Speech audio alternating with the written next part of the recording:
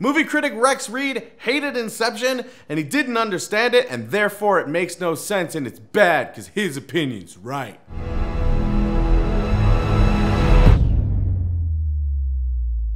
If it's your first time here, make sure you hit the subscribe button and the little bell right next to it so you can be the first to know when we have videos coming out. Now let's take a look at this stupid critic, and it's Rex Reed, and he's always ridiculous. At the movies, incomprehensible gibberish has become a way of life, but it usually takes time before it's clear that a movie really stinks. That would imply that you like it, and then later on you're like, that sucked and I was wrong. Did a movie critic just admit he was wrong? Did I almost have a heart attack? Inception, Christopher Nolan's latest assault on rational coherence, wastes no time. It wastes no time to stink, but you don't realize it stinks until later. So it took its time.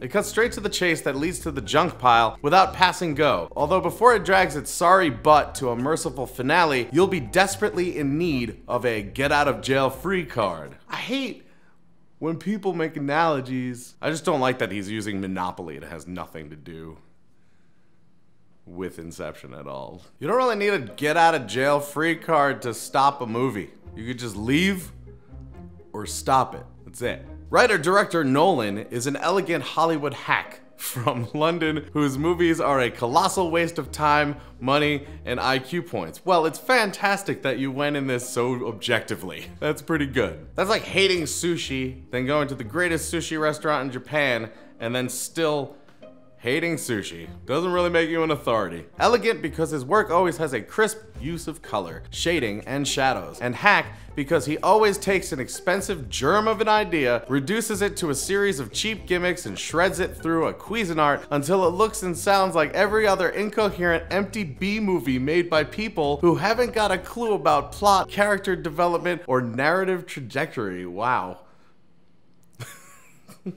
That is the longest way of saying polishing a turd.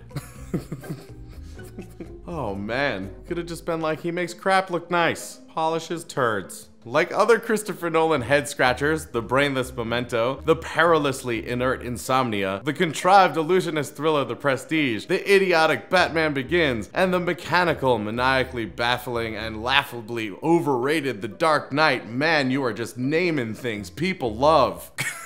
That's so funny. Because even someone who doesn't like everything by Christopher Nolan, you named at least one movie that they probably like. That's so funny. It's like every other crappy Pixar movie, and then you name every Pixar movie. This latest deadly exercise in smart aleck filmmaking without purpose from Mr. Nolan's scrambled eggs for brains makes no sense whatsoever.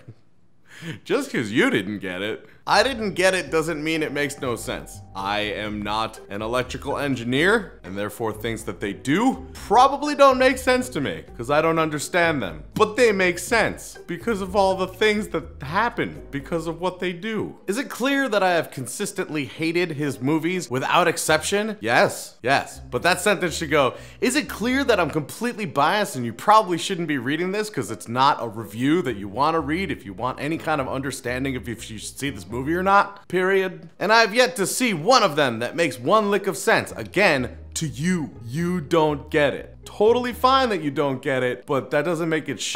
I'm wondering what your review of Dora the Explorer would be. So easy to understand. It's so good. It's so amazing. No flowery nonsense. It totally makes sense the whole time, except when she's speaking Spanish. Then I have no idea. So it's not good. Damn it. There's too many noises today.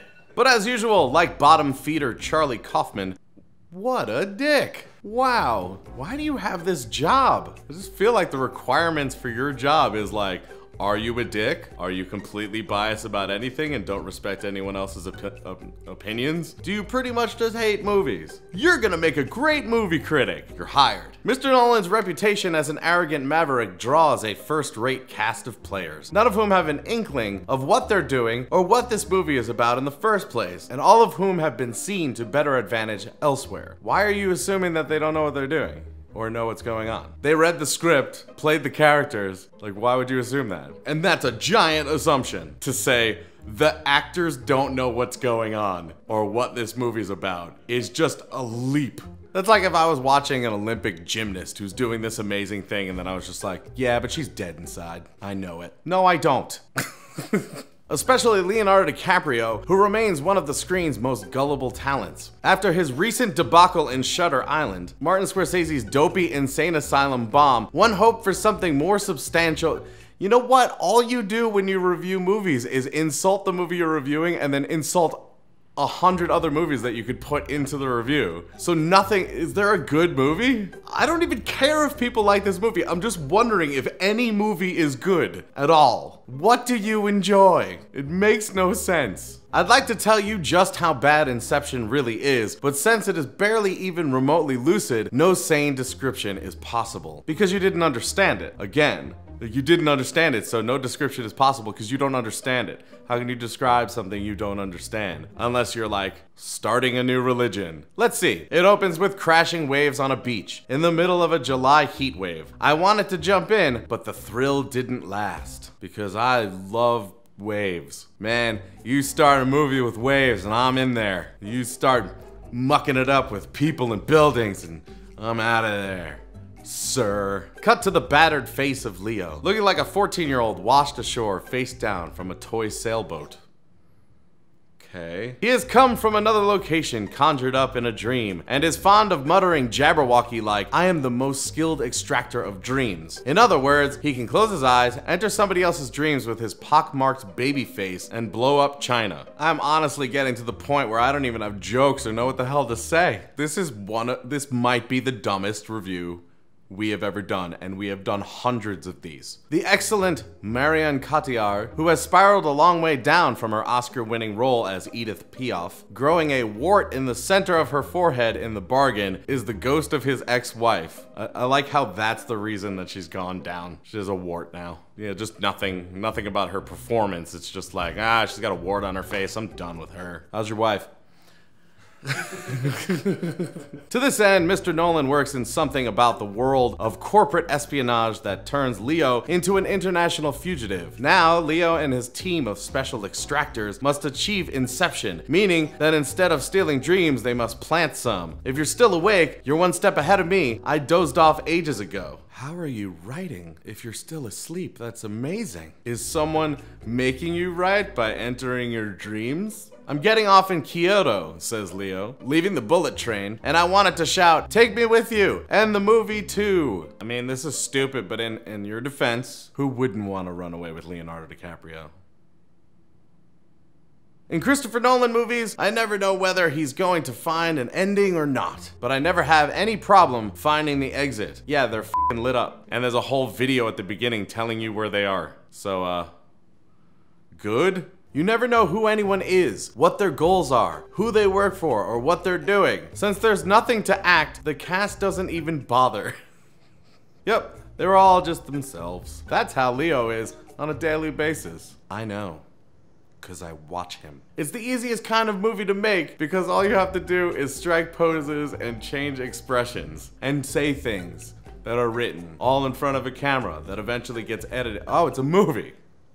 It's a movie. It all culminates on skis in the middle of a blizzard as Leo is pursued by machine gun equipped snowmobiles, but you don't even know who's driving them. It would have been a real long movie if they went into the backstory of all those people, and you wouldn't have understood it anyway. I have no idea what the market is for this jabbering twaddle. Probably people who fritter away their time playing video games, which I'm willing to bet pretty much describes Christopher Nolan. You think that a guy who directed all the movies you mentioned just sits around playing video games? Movies are easy to make. Who knew? He labors over turning out arty horror films and sci-fi action thrillers with pretensions to alternate reality. But he's clueless about how to deal with reality, honest emotions, or relevant issues. Man, that's what you were looking for in Inception, huh? That makes you.